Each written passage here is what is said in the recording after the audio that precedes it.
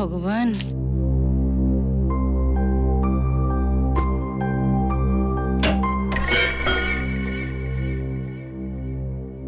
কে ওখানে?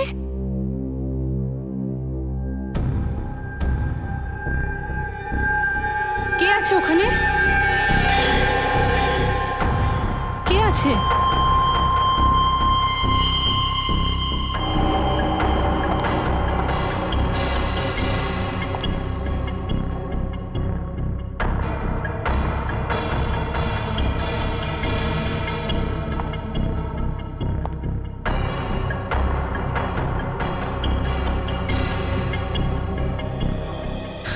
আমিও না শুধু শুধু টেনশন করি, কেউ তো নেই এখানে।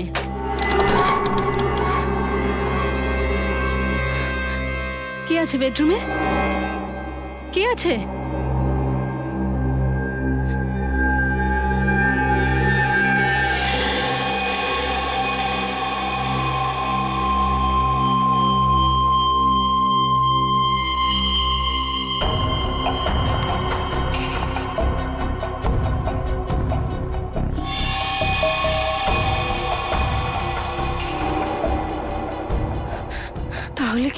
তাহলে কি ওই হুমকির কথাটা সত্যি? তাহলে তো আমার প্রাণে ঝুঁকি আছে। না না, আমি তো শুধু শুধুই ভয় পাই। না না, সাবধান হতে অসুবিধাটা কি আছে?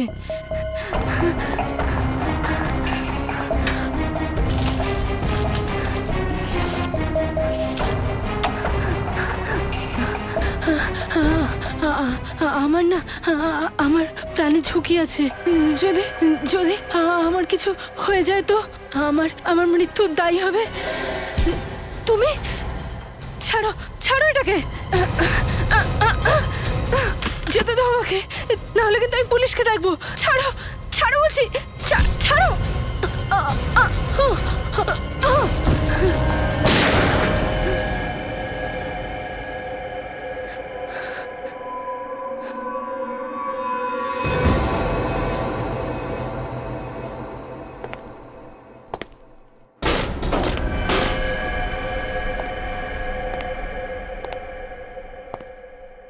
রাতের ঘন অন্ধকারে, চাঁদের জ্যোৎস্নার আলোতে, বিদ্যুতের ঝলকানির মধ্যে রাজেন নিজের চাবিটাকে দিয়ে মেইন গেটটা খুলল।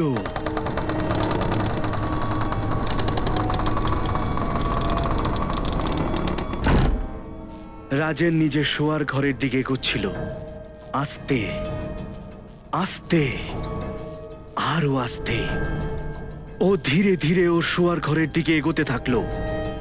আর যেই রাজেন নিজের শোয়ার ঘরের কাছে পৌঁছলো, তখন হঠাৎই একটা হাত পেছন দিক থেকে ওর কাঁধের উপরে আচমকা এসে পড়ল। রাজন চিৎকার করে উঠল। ও পেছন ঘুরে দেখলো যে ওই হাতটা আসলে ওর স্ত্রী অনিতার ছিল। অনিতা খুব ভালো করেই রাজেনকে বলল,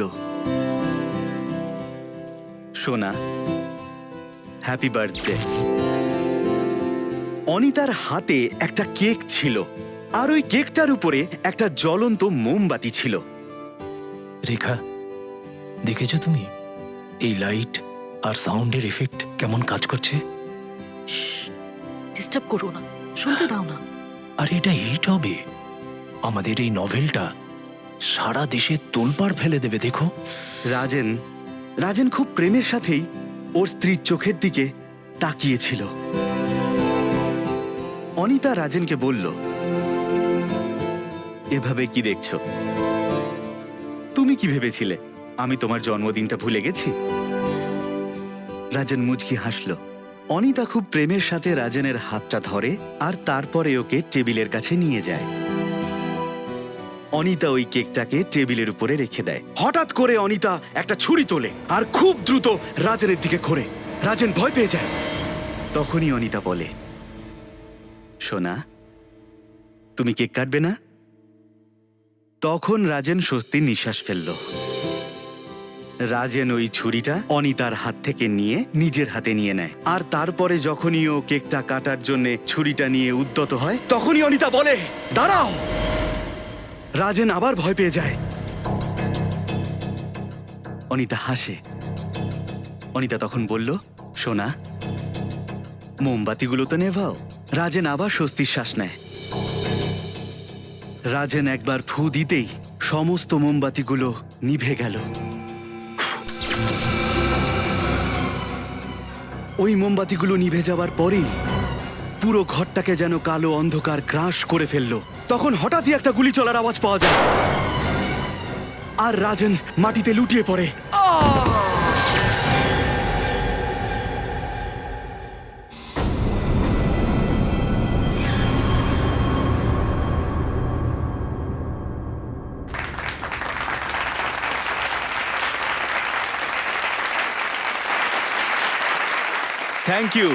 thank you very much.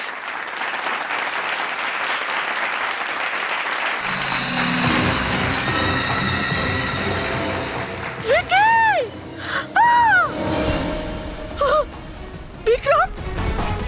Security কাউকে বাইরে যেতে দেবে না, মেইন ডোর বন্ধ করো। বিক্রম! বিক্রম! বিক্রম, কি হয়েছে আরে তোমার? কেউ তো সিআইডি কে ডাকো তাড়াতাড়ি। বিক্রম! বিক্রম! বিক্রম!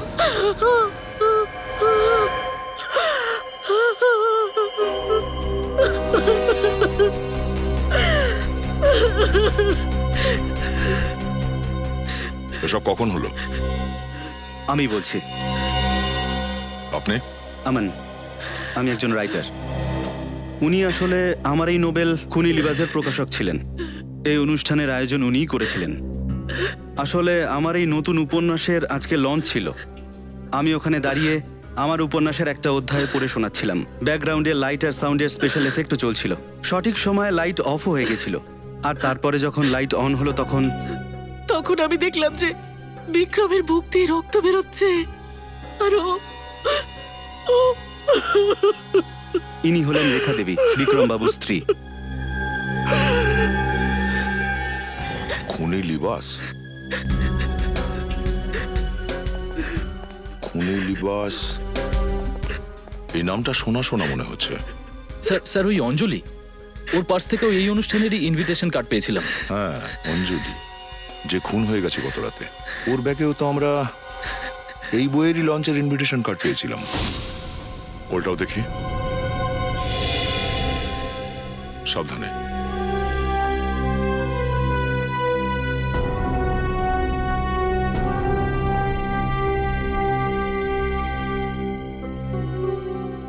অঞ্জলি আর ওই আতাতাইয়ের মধ্যে ভালো মতো ধস্তাধস্তি হয়েছিল। পরিস্থিতি দেখে মনে হচ্ছে যে অঞ্জলি নিজেকে বাঁচানোর খুব চেষ্টা করেছিল। হ্যাঁ স্যার, বোঝাই যাচ্ছে খুনি খুব নিষ্ঠুরভাবে এনাকে গুলি করেছে। দরজার তালা ভাঙা নেই, ঘরের সমস্ত জিনিস সবকিছু ঠিকঠাক জায়গায় বসানো আছে। মানে ওই আততায়ী রুমের মধ্যে জবরদস্তি ঢোকেনি, অঞ্জলি ওকে ভেতরে ঢুকতে দিয়েছিল। তার মানে দাঁড়াচ্ছে যে অঞ্জলি ওকে আগে থেকে চিনত।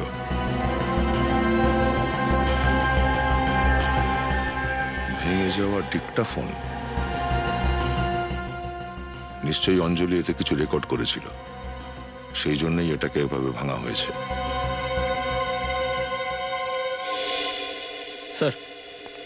স্যার অঞ্জলির পার্সের ভেতর থেকে এই আইডি কার্ডটা পেলাম। প্রেসের কার্ড?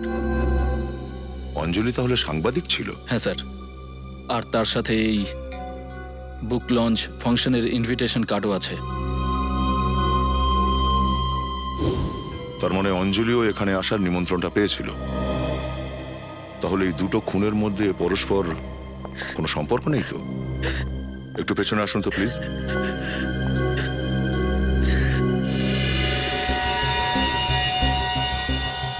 স্যার, গুলি বিক্রমবাবুর বুকে লেগেছে, মানে সামনে থেকে চালানো হয়েছে।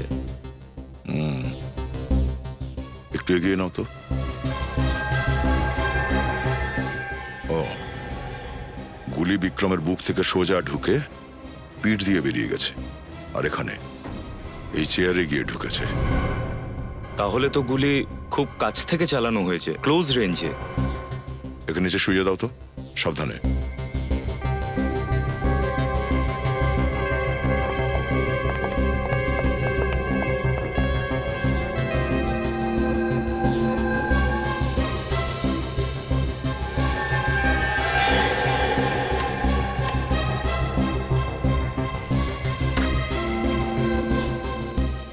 নিখিল, এই নাও একটা লম্বা দড়ি নিয়ে এসো তো। স্যার।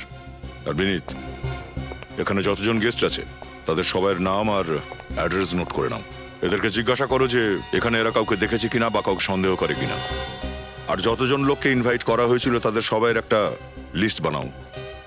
আর খোঁজ করো যে এখানে কে কে আছে যারা বিনা ইনভিটেশনে জোর করে এখানে এসে ঢুকেছে। আর এটাও হিসেব করবে যে কারা সেই লোক যারা ইনভিটেশন পেয়েও এখানে আসেনি। স্যার, যেভাবে গুলিটা চালানো হয়েছে স্টেজ থেকেই চালিয়েছে মনে হচ্ছে। এটা কিভাবে হতে পারে স্যার? স্টেজে তো শুধু আমি ছিলাম। আপনি বলছিলেন যে ওই সময় আপনি স্টেজের উপরে এই উপন্যাসের একটা অধ্যায় পড়ছিলেন। আগে হ্যাঁ স্যার, ব্যাকগ্রাউন্ডে সাউন্ড আর লাইটের এফেক্টও চলছিল। আর হ্যাঁ স্যার, এই গল্পে একটা জায়গায় ঘরটা পুরো অন্ধকার হয়ে যায় আর তারপরেই গুলিটা চলে। আর সেই সময় এই হলের মধ্যে অন্ধকার হয়েছিল। এই অন্ধকার হওয়াটা আর গুলি চালানোর আওয়াজ, এটা আগে থেকেই ঠিক করা ছিল, তাই না? আগে হ্যাঁ স্যার, গুলির আওয়াজের শব্দ শুনতে পাওয়া আর ঠিক সেই সময় আসল গুলি চালানোটা কাকতালীয় তো হতে পারে না। আমরা ওই অডিও সিডিটা চাই, গুলির আওয়াজটা। ঠিক আছে, পেয়ে যাবেন। স্যার, স্যার দড়ি।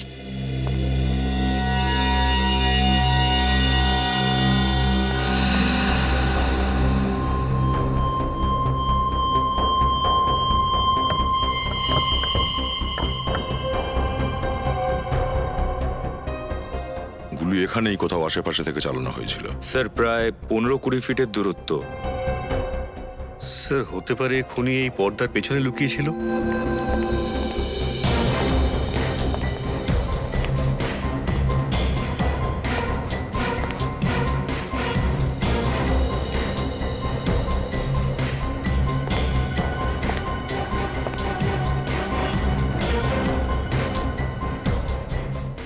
গুলি এই যে এই জায়গাটা থেকে চালানো হয়েছিল, এই দেখো।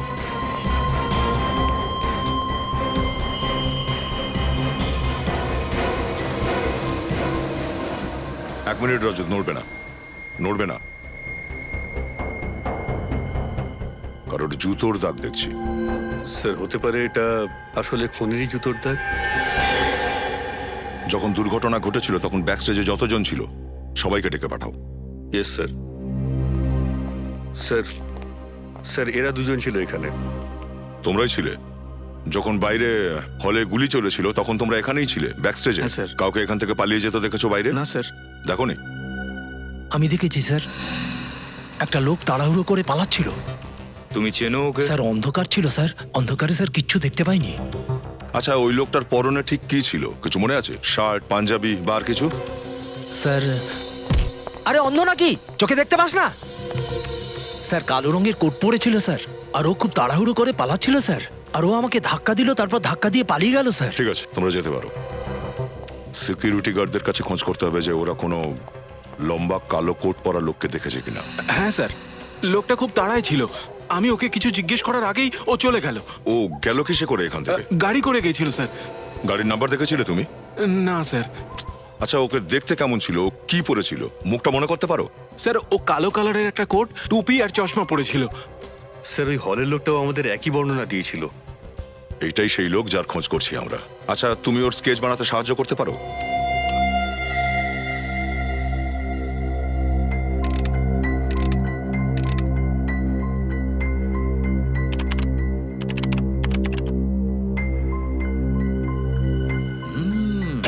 হ্যাঁ ডক্টর সালুকে, কোনো বিশেষ ব্যাপার জানতে পারলেন?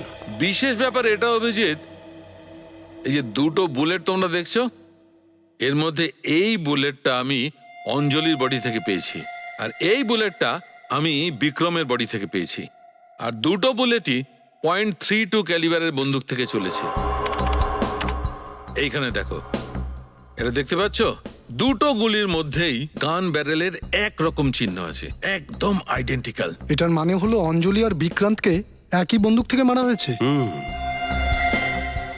মিস্টার বিক্রান্ত ওই উপন্যাস খুনি লিবাসের প্রকাশক ছিলেন, আর অঞ্জলি ওই বুক লঞ্চিং প্রোগ্রামে আসতো কিন্তু আসতে পারেনি।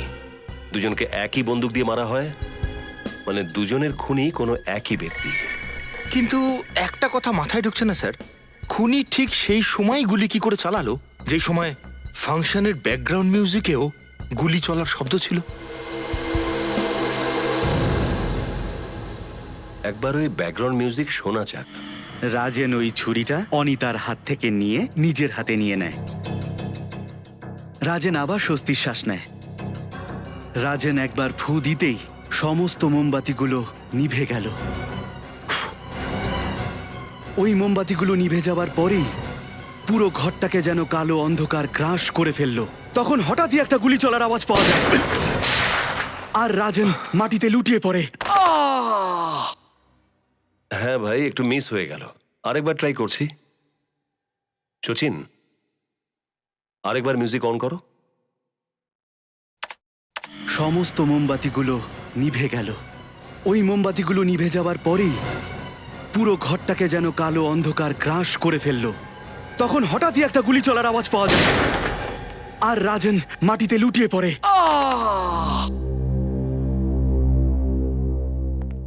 গুলির আওয়াজের উপর গুলি চালানো এত সহজ নয়, অনেক প্র্যাকটিস করার প্রয়োজন আছে। আর খুনি ঠিক সেই সময় গুলি চালিয়েছে যেই সময় ও সিডি থেকে গুলির আওয়াজ শুনেছে। নিজের টাইমিং ঠিক করার জন্য ও প্রচুর প্র্যাকটিস করেছিল। আর প্র্যাকটিস করার জন্য ওর নিশ্চয়ই এই সিডিটারও প্রয়োজন পড়েছিল। হ্যাঁ, ও সিডি ছাড়া তো প্র্যাকটিস করতেই পারবে না। এটা খোঁজ নাও যে এই সিডিটা কোন রেকর্ডিং স্টুডিওতে তৈরি করা হয়েছিল আর কাকে কাকে দেওয়া হয়েছিল। স্যার বুক লঞ্চ ফাংশনের গেস্ট লিস্ট চেক করেছি, যার থেকে জানা গেছে 5 জন আছেন যারা ওই ফাংশনে আসেননি। আচ্ছা, কেন আসেনি? স্যার 4 জন তো আগেই অর্গানাইজারকে জানিয়ে দিয়েছিল যে ওরা আসতে পারবে না, কিন্তু একজন গেস্ট শেষ মুহূর্তে নিজের ইনভিটেশন ক্যান্সেল করে দেয়। আর সেটাকে বিক্রম বাবুর সেক্রেটারি স্নেহা। স্নেহা দেবী? আমি ওই রাত্রে বিএন হসপিটালে ছিলাম, আমার ভাইয়ের অপারেশন ছিল, ও এখনো সিরিয়াস। আপনারা বিএন হসপিটালে গিয়ে জিজ্ঞাসাবাদ করতে পারেন। আমি এই ব্যাপারে বিক্রম বাবুকেও বলেছিলাম। নেহা দেবী, এটা বলুন যে বিক্রম বাবুর কারোর সঙ্গে কোনো শত্রুতা ছিল, কোনো কম্পিটিটর ওনার? শত্রুর কথা তো বলতে পারবো না, কিন্তু উনি কিছুদিন ধরে খুব দুশ্চিন্তা করছিলেন। কেন?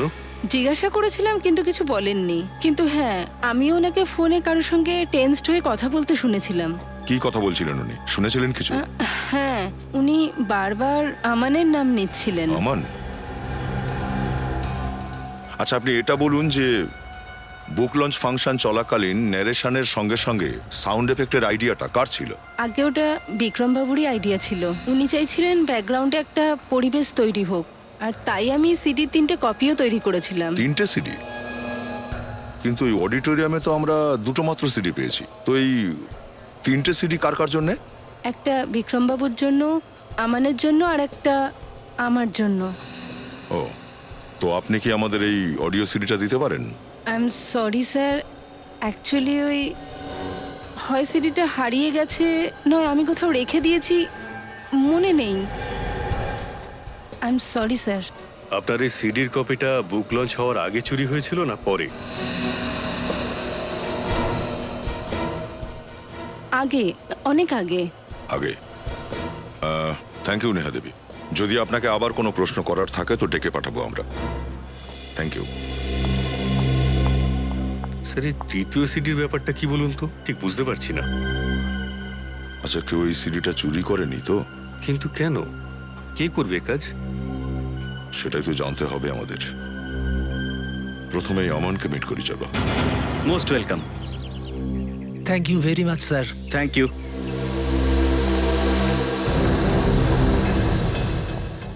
আরে স্যার, আপনারা এখানে? আমরা শুনলাম যে আপনি রিপোর্টারদের ইন্টারভিউ দিচ্ছেন, তো ভাবলাম আমরাও কিছু প্রশ্ন করি না কেন আপনাকে। কি বলছেন স্যার? জার্নালিস্টদের প্রশ্নের উত্তর দেওয়া আর সিআইডি অফিসারদের প্রশ্নের উত্তর দেওয়া অনেক পার্থক্য স্যার। হ্যাঁ, পার্থক্য তো অবশ্যই আছে। রিপোর্টারদেরকে উত্তর দেব না বলা যেতে পারে, কিন্তু সিআইডি অফিসারদের উত্তর তো দিতেই হয়। আপনি ভালো বলেছেন তো, আপনার তো লেখক হওয়া উচিত ছিল। না না, আমি এতেই খুশি আছি। যাই হোক, বিক্রম বাবুর ব্যাপারে কিছু জিজ্ঞাসা ছিল আমাদের। বিক্রম বাবু খুবই সহজ সরল আর সোজা মনের মানুষ ছিলেন। আমি যতটুকুনি হতে পেরেছি আজ ওনার জন্যই হতে পেরেছি। আর সত্যি বলতে কি স্যার, ওনার চলে যাওয়াতে সব থেকে বড় ক্ষতি আমারই হয়েছে। গত কয়েকদিন ধরে ওনার ব্যবহারের মধ্যে কোনো পার্থক্য দেখছিলেন আপনি? কোনো অদ্ভুত ব্যাপার? আগে হ্যাঁ, উনি উনি খুবই অন্যমনস্ক হয়ে থাকতেন, একেবারেই চুপচাপ। ওনাকে দেখে মনে হতো যে কোনো একটা দুশ্চিন্তা ওনাকে ভিতরে ভিতরে কুড়ে কুড়ে খাচ্ছে। তো আপনি জিজ্ঞাসা করেননি ওনাকে যে কি ব্যাপারে টেনশন করছিলেন?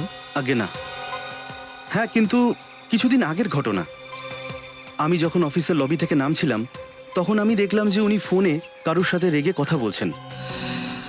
কার সঙ্গে কথা বলছিলেন? সম্ভবত কোনো মিলনের সাথে কথা বলছিলেন, আর বলছিলেন যে মিলন, তুমি এমনটা আমার সাথে করতে পারো না।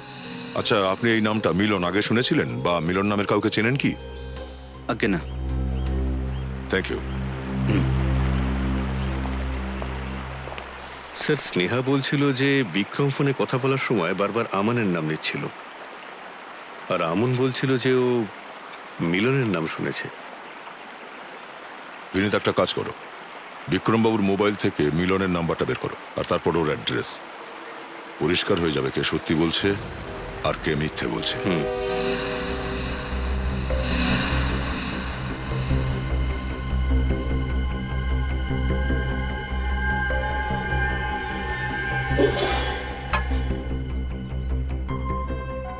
ফ্যান চলছে, আলমারি খোলা রয়েছে, খাবারও যে কে সেই, জানলাও খোলা রয়েছে দেখছি। মানে এখান থেকে খুব তাড়াতাড়ি পালিয়ে গেছে, কিন্তু নিশ্চয়ই আমাদের জন্য কিছু রেখেও গেছে। ঘরটাকে চেক করো।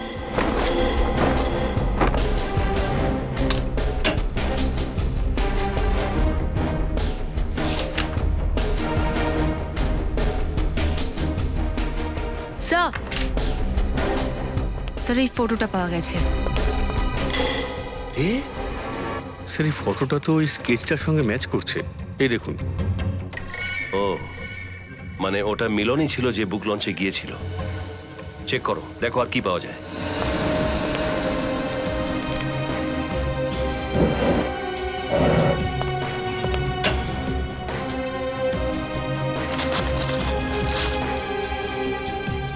স্যার,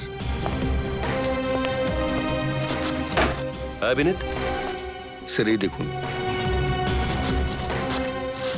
চশমা।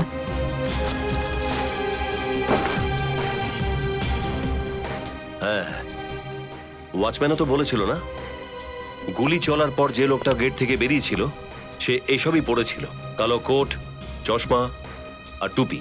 মানে স্যার, বুক লঞ্চে মিলন বিক্রমকে খুন করার পর প্রথমে বাড়িতে চলে আসে, তাড়াহুড়ো করে জিনিসপত্র গোছায়, তারপর এখান থেকে পালিয়ে যায়। কারেক্ট। স্যার, স্যার এই ডাস্টবিন থেকে এই পেপারগুলো পেয়েছি।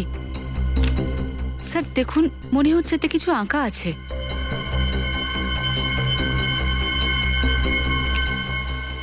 ম্যাপই মনে হচ্ছে। জোড়ো এগুলোকে।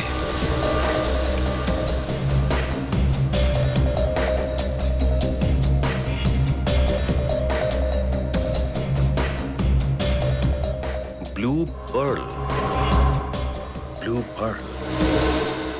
খোঁজ নিয়ে দেখো এই জায়গাটা কোথায়। নিখিল, তুমি একদম নিশ্চিত তো এটাই সেই জায়গা? হ্যাঁ স্যার, স্যার ওই কাগজে যে ল্যান্ডমার্ক ছিল সেই অনুযায়ী এই হোটেলটাই, আর হোটেলের আশেপাশে এই একটাই ফার্ম হাউস আছে।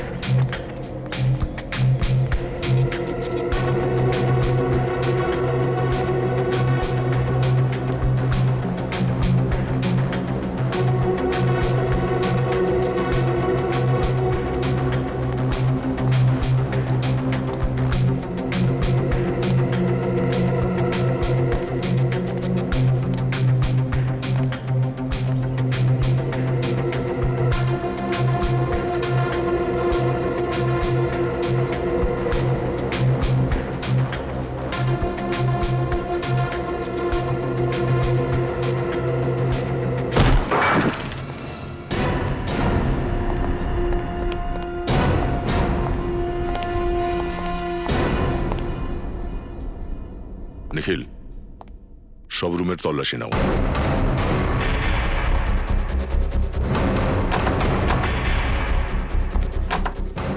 স্যার হ্যাঁ নিখিল, স্যার এই দেখুন স্যার। স্যার এই সেট আপটা তো পুরো ওরকমই সেট আপ যেমনটা সেদিনের ওই বুক লঞ্চ ফাংশনে ছিল। হ্যাঁ, স্যার এর মানেটা কি হতে পারে? এর মানে এটাই যে খুনি অনেক দিন থেকে এই খুনের প্ল্যানিংটা করছিল। ও ওই জায়গাটার পুরো লেআউটটা জানতো। ও এটাও জানতো যে ওই ফাংশনে বিক্রমবাবু কোন জায়গাটায় বসে থাকবেন।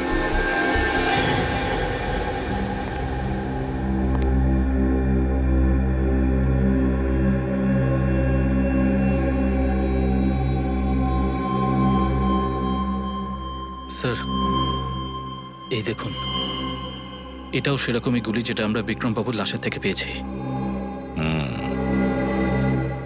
প্রত্যেকটা ছোট ছোট ব্যাপার মাথার মধ্যে রেখে খুনি এই খুনের প্ল্যানিংটা করেছিল। বোঝা যাচ্ছে না যে ঠিক কতদিন ধরে খুনি এই প্ল্যানিংটা করেছিল। এই যে টার্গেট প্র্যাকটিস, এই দেখো এসব গুলিগুলো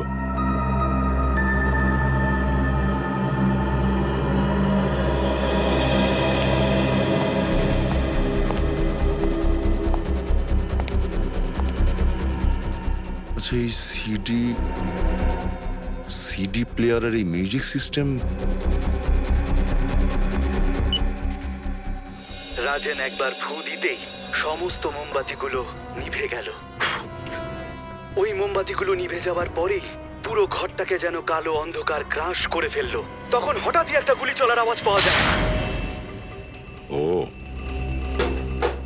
স্যার মনে হচ্ছে সেই সিটিটাই যেটা ক্রাইম সিন থেকে উধাও হয়েছিল। এটা সেই সিডি, আর এটা সাহায্য নিয়েই খুনি নিজের টাইমিংটা পারফেক্ট রেখেছিল। যেই এই সিডিতে গুলি চলার আওয়াজটা বাজলো, খুনিও নিজের বন্দুক থেকে গুলি চালিয়ে দিল। আর এই টার্গেটটাকে দেখো, এই যে কতগুলো গর্ত এতে। মানে টাইমিং পারফেক্ট রাখার জন্য খুনি নিজে অনেক প্র্যাকটিস করেছিল, টার্গেট প্র্যাকটিস। আর স্যার সেই জন্যই ও এই জানালার পর্দাগুলো সব বন্ধ করে রেখেছিল, যাতে ও যখন গুলি করা প্র্যাকটিস করে যাতে বাইরে থেকে কেউ না ওকে দেখতে পায়। নিখিল, আশেপাশে গিয়ে খোঁজ করো যে এই ফার্ম হাউসটা কার।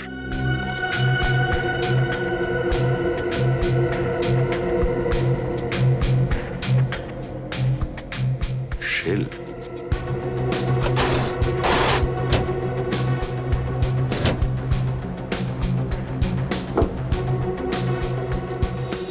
স্যার হ্যাঁ নিখিল, স্যার যে কথাটা জানতে পেরেছি সেটা আপনি শুনলেও অবাক হয়ে যাবেন। কি? স্যার এই ফার্ম হাউস বিক্রমবাবুর ওয়াইফ রেখা দেবীর নামে। রেখা? আমি সত্যি বলছি, আমাদের ফার্ম হাউসে আমার স্বামীকে মারার যে চক্রান্ত চলছিল সেই সম্পর্কে আমি কিচ্ছু জানতাম না স্যার।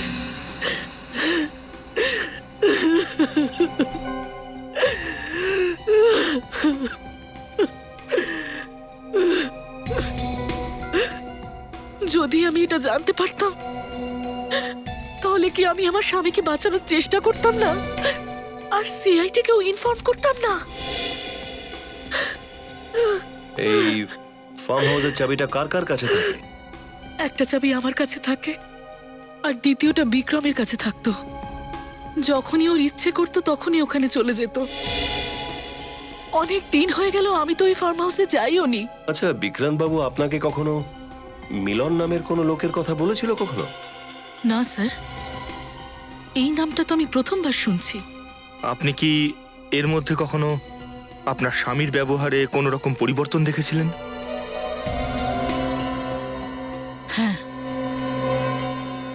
বেশ কয়েকদিন ধরে বিক্রমের ব্যবহার অদ্ভুত হয়ে গেছিল। ও কোথায় যাচ্ছে, কার সঙ্গে কথা বলছে, কখনো কিচ্ছু বলতো না। সকালেও তাড়াতাড়ি বেরিয়ে যেত আর রাতেও দেরি করে ফিরতো। তো আপনি কখনো জানতে চাননি? অনেকবার জিজ্ঞেস করেছি, কিন্তু ও তো আমার সমস্ত প্রশ্নের উত্তর দেওয়া বন্ধ করে দিয়েছিল। ওকে কিছু জিজ্ঞেস করলেই শুধু চুপ করে থাকতো। ঠিক আছে রেখা দেবী, এখন আপনি যেতে পারেন। দরকার পড়লে আমরা আবার আপনাকে ডাক। আসুন।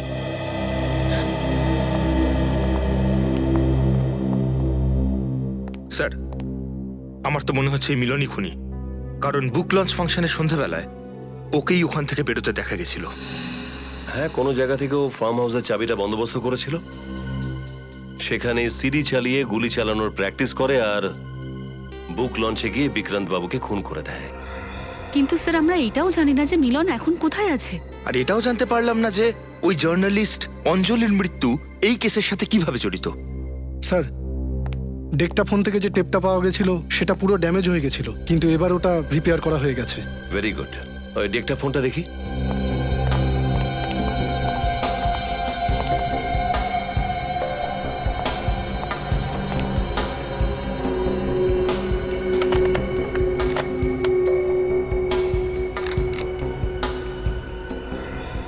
আমার আমার প্রাণের আশঙ্কা আছে। আমি আমি মার্বে রোড ফ্ল্যাট নাম্বার 5-এ এখানে একাই থাকি।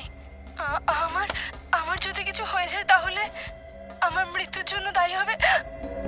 প্রাণের আশঙ্কা? আরেকবার রিওয়াইন্ড করো তো।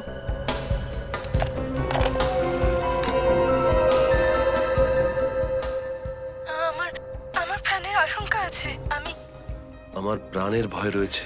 আমি মার্বে রোড ফ্ল্যাট নাম্বার 5-এ এখানে একাই থাকি। আমার মৃত্যুর জন্য দায়ী হবে।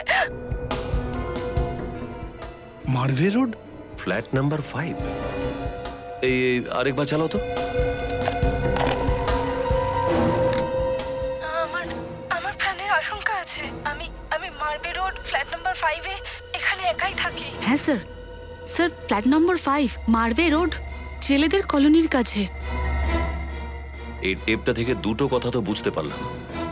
অঞ্জলির প্রাণের আশঙ্কা ছিল, আর মরবার আগে ও ঠিকানা বলেছিল ফ্ল্যাট নাম্বার 5 মার্বে রোড, জেলে পট্টির আশেপাশে কোনো জায়গায়। দেখছি কে থাকে এই অ্যাড্রেস। ওয়েলকাম টু বিটেন world. How may I assist you? নতুন ফ্ল্যাটের জন্য একটা স্ট্যান্ড ফ্যান আর কুলার নেব। এই পচা গরম থেকে একটু স্বস্তি চাই। বাজার চলতে সব ব্র্যান্ড আর ভরসাযোগ্য নয়। তার জন্য তো আমাদের ফ্যান আছে, all purpose bullet table fan, ceiling fan. আমাদের সিলিং ফ্যান কিন্তু 30 মাসের ওয়ারেন্টি সহ পাওয়া যায়। আছে ফারাটা 2 বছরের ওয়ারেন্টি, 17 থেকে 20 মিটার এয়ার ফ্লো, মধ্যবিত্তের সাধ্যের মধ্যে একমাত্র ভরসাযোগ্য ব্র্যান্ড বিটেন। আমাদের কুলারের কিন্তু অনেক range, 45 litres, 50 litres, 70 litres, 90 litres, 110 litres. Honeycomb সহযোগে বিটেনের সব কুলারের ওয়ারেন্টি 1 বছর। চেনা হাওয়ায় অচেনা অনুভূতির জন্য একমাত্র আদর্শ বিটেন। গরমে স্বস্তি পেতে বিটেনের ফ্যান হোক বা কুলার, আজই আনুন বাড়িতে। Beaten, digitally yours.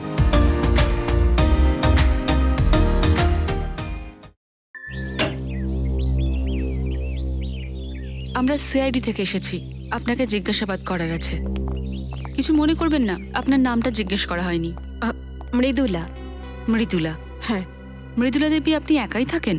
হ্যাঁ, না মানে আমার স্বামীর সঙ্গে শৈলেশ, কিন্তু আপাতত উনি কিছু কাজের জন্য 3 মাস ধরে উনি গ্রামেই আছেন।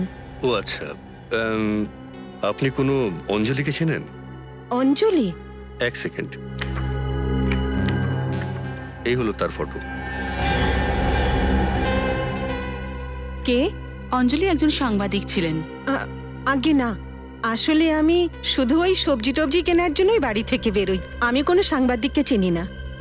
সবজি টবজি কিনতে যখন আপনি বাইরে যান তখন হয়তো একে কোথাও রাস্তাঘাটে দেখেছেন বা শুনেছেন। আগে না।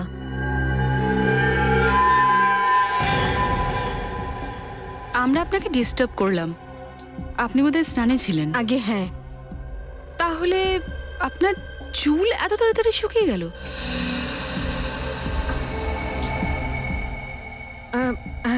আসলে আমি শ্যাম্পুটা করতেই যাচ্ছিলাম আর তখনই আপনারা চলে এলেন। এবার আপনারা চলে গেলে আমি শ্যাম্পুটা করে নেব। তার মানে আপনি বলতে চাইছেন যে আমরা চলে গেলে আপনি খুশি হন? আগে আগে না, কিন্তু যদি জল চলে যায় তাহলে খুব সমস্যা হবে। না না, কোনো ব্যাপার না, আমরা আবার আসবো।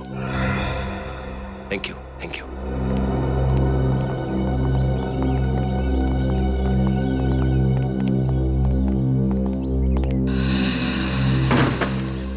মিথ্যে কথা বলছে। হ্যাঁ স্যার, ওই শ্যাম্পুর ব্যাপারটা তো একেবারে মিথ্যে। ইচ্ছে করে দরজাটা খুলতে দেরি করেছে। শ্যাম্পুর ব্যাপারটা তো একটা বাহানা। কিন্তু স্যার এমনটা করলো কেন?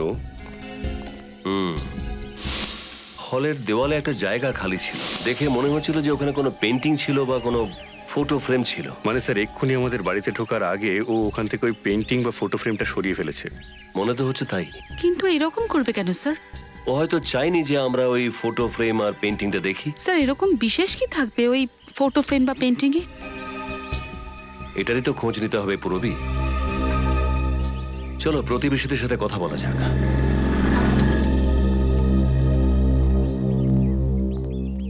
এক্সকিউজ মি ভাই,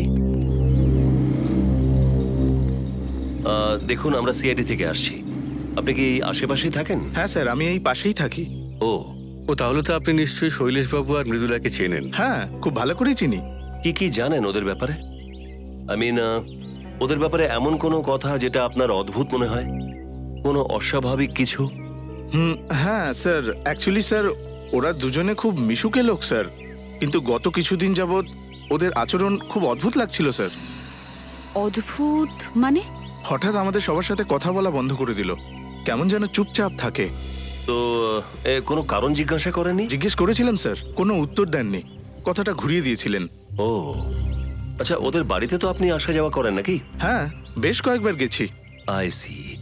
তাহলে তো আপনি ওদের হলের মধ্যে যে ছবিটা আছে সেটা দেখেছেন? ওই যে ওই ছবিটা, মানে বড় একটা ফ্রেমের মধ্যে ওই সামনে কিসের জন্য ছবিটা ছিল? বিয়ের ছবি স্যার, মৃদুলা দেবী আর শৈলেশবাবুর বিয়ের ছবিটা তো স্যার। আপনারা ওই ছবিটার কথাই বলছেন তো? আচ্ছা আচ্ছা, হ্যাঁ, ওটাই। আচ্ছা, এই শৈলেশবাবু কোথায় কাজ করতেন? শপিং আর্কেডে স্যার। কোন শপিং মার্কেট? ওই হ্যাঁ, আর্কলাইন শপিং আর্কেট স্যার। আচ্ছা আচ্ছা, thank you very much. Okay sir. Sir Mridula Debi ওই নিজের হাজবেন্ডের বিয়ের ছবি আমাদের কাছে কেন লুকুলেন? হয়তো শৈলেশবাবুর পরিচয় গোপনের জন্য। Arcline shopping arcade. Excuse me.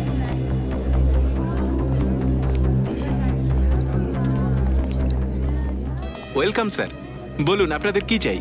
কি চাই নয়, জিজ্ঞাসা করো যে কাকে চাই আমরা। কাকে চাই? শৈলেশ, ওই যে এখানে কাজ করে। ও শৈলেশ, ও এখানে কাজ করতো, কিন্তু ও চাকরি ছেড়ে দিয়েছে। কতদিন হয়েছে ও কাজ ছেড়ে দিয়েছে? এই প্রায় 3 মাস হতে চললো। 3 মাস হয়ে গেছে। আচ্ছা, এই শৈলেশের ব্যাপারে আর কিছু বলতে পারো তুমি আমাদের? শৈলেশের ব্যাপারে তো স্যার যা বলবো সেটাই কম হবে। একদম ফার্স্ট ক্লাস সেলসম্যান ছিল স্যার। কাস্টমারদের সঙ্গে এত সুন্দর করে কথা বলতো যে কাস্টমার শুধু টাইম পাস করতে আসতো সেও কিছু না কিছু কিনে নিত। যদিও এত ভালো সেলসম্যানই হয়ে থাকে, তাহলে এখানকার চাকরি ছেড়ে দিল কেন? স্যার ও বলেছিল যে কোনো একটা বড় জ্যাকপট পেয়েছে, ও এখনো নিজের দোকান খুলতে চায়, তাই এই ব্যাপারেই ওকে কিছুদিনের জন্য গ্রামে যেতে হবে। ওর গ্রাম কোথায় কিছু বলেছে তোমাদের? না স্যার, সেটা তো বলেনি স্যার। ও আচ্ছা, ওর কোনো ছবি তো আছে তোমাদের কাছে? স্যার এই হলো ওর ফাইল।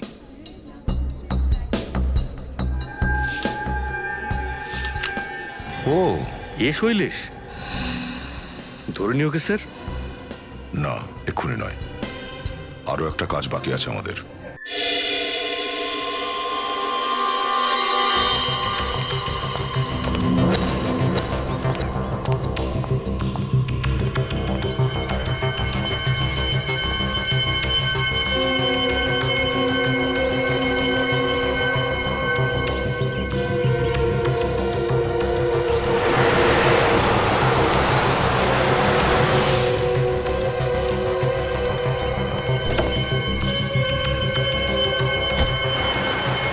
স্যার ও তো গাড়িতে উঠে কোথায় চলে গেল।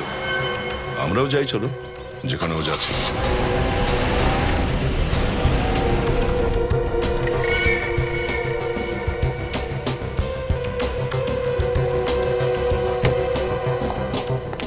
শোনো, আমি আর সহ্য করতে পারছি না।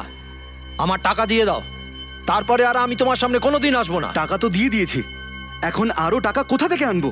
তুমি কি আমাকে বোকা ভাবছো?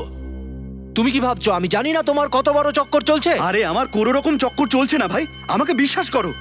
আর হ্যাঁ, যত টাকার কথা হয়েছিল সেই সব টাকা তোমাকে দিয়ে দিয়েছি। এবার আমাকে বিরক্ত করা বন্ধ করো প্লিজ। তুমি বাজে বকা বন্ধ করো, অনেক হয়েছে। ভালো কথায় কাজ হবে না। মিলন, দেখো এই বন্দুক, প্লিজ এই বন্দুকটা তুমি চালিও না, হ্যাঁ? তুমি এভাবে আমায় গুলি করতে পারো না। আমরা শান্তিতে বসে একটু কথা বলতে তো পারি। আরে তোমার যত টাকার দরকার সেই সব টাকা আমি দেবো, আমি আমি আমি কথা দিচ্ছি তোমায়। আর প্লিজ এই বন্দুকটা নিচে নামিয়ে রাখো, হ্যাঁ? নামাও প্লিজ। এই বন্দুকটা আমার অনেক আগেই বের করা উচিত ছিল, লেট হয়ে গেছে। মানে কিন্তু সিআইডির কখনো ঢুকতে লেট হয় না। হাত উপরে কর, নড়বি না একদম। বন্দুক দে। ভালোই হয়েছে স্যার আপনারা চলে এসেছেন, এই পাগল লোকটার হাত থেকে আমাকে বাঁচান। তোমার ভয় পাওয়ার কিছু নেই, আর তোমার কিছু হবে না। ধন্যবাদ স্যার, আপনাদের অনেক অনেক ধন্যবাদ, আপনারা আমায় প্রাণে বাঁচিয়েছেন। নিখিল, হাত কড়ি লাগাও, এবার কাস্টাডিতে নাও। স্যার আমি কি করেছি স্যার? স্যার আমি কোনো দোষ করিনি, আমাকে গ্রেফতার করবেন না স্যার।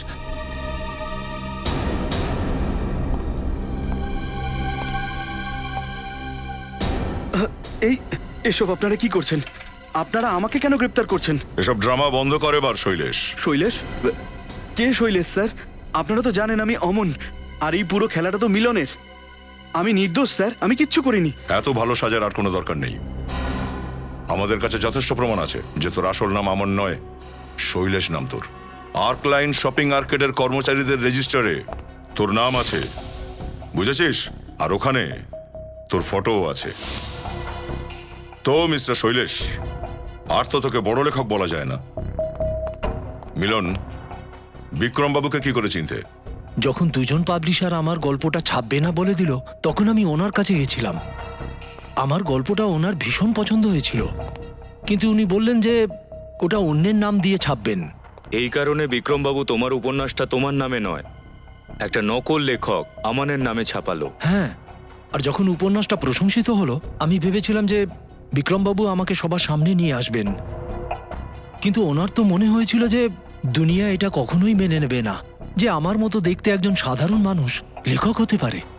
উপন্যাসটা পাবলিশ করবার জন্য ওনার স্টাইলিশ আর আধুনিক চেহারা লোক দরকার ছিল। আর তখনই বিক্রমের পরিচয় শৈলেশের সঙ্গে হয়েছিল আর্ক লাইন শপিং আর্কেডে গিয়ে। হ্যাঁ, আর তোর মিষ্টি কথায় খুব ইমপ্রেসও হয়েছিল। তো তখনই ও একটা প্ল্যান করে, ও ভাবে যে এই সুযোগে তোকে আমন সাজিয়ে সবার সামনে নিয়ে আসা যাক। হ্যাঁ, টাকা আর প্রতিষ্ঠা পাওয়ার এটা আমার কাছে সব থেকে বড় সুযোগ ছিল স্যার, কিন্তু বিক্রম বাবু আমাকে আমার পুরো টাকা দেননি। তাই জন্যই তুমি মিলনের সঙ্গে হাত মেলালে। আর নিজের স্বার্থসিদ্ধির জন্য অঞ্জলি বলে এক সাংবাদিকের সাহায্য নিলে। কিন্তু শৈলেশ, তোর লোভ বাড়তে থাকে, তাই তুই নিজের প্ল্যান চেঞ্জ করলি। তুই ভাবলি বিক্রম বাবুকেই মেরে দিই না কেন, যাতে এই বইটার রয়্যালটির সমস্ত টাকা তুই নিজে পেয়ে যাস। হ্যাঁ, আর ওনাকে মারার প্র্যাকটিসটা আমি ওনারই ফার্ম হাউসে বসে করতাম। আর অঞ্জলিকে এই জন্য মেরে ফেলেছো যে যদি ও বেঁচে থাকতো তাহলে তোমার সব সত্যি সবার সামনে আনতো, তাই না? মিলনও তো তোমার আসল পরিচয় জানতো, ওকে ছেড়ে দিলে কেন? ও হঠাৎ করে কোথায় চলে গেছিল। দেখো, এটা তো জানা গেল যে তুমি জেনে শুনে মিলনকে সেদিনকে বুক লঞ্চের পার্টিতে ডেকেছিলে আর ব্যাক স্টেজের পর্দায় ফুটো করেছিলে। এটা বলো, বিক্রম বাবুকে কি করে গুলি করলে? আমি বন্দুকটা বইয়ে লুকিয়ে নিয়ে এসেছিলাম, আর স্টেজের অন্ধকারেই ওনার উপরে আমি গুলি চালিয়ে দিই। চল এবার নকল লেখক, আসল জেলে সাজা কাটাবার সময় হয়ে গেছে।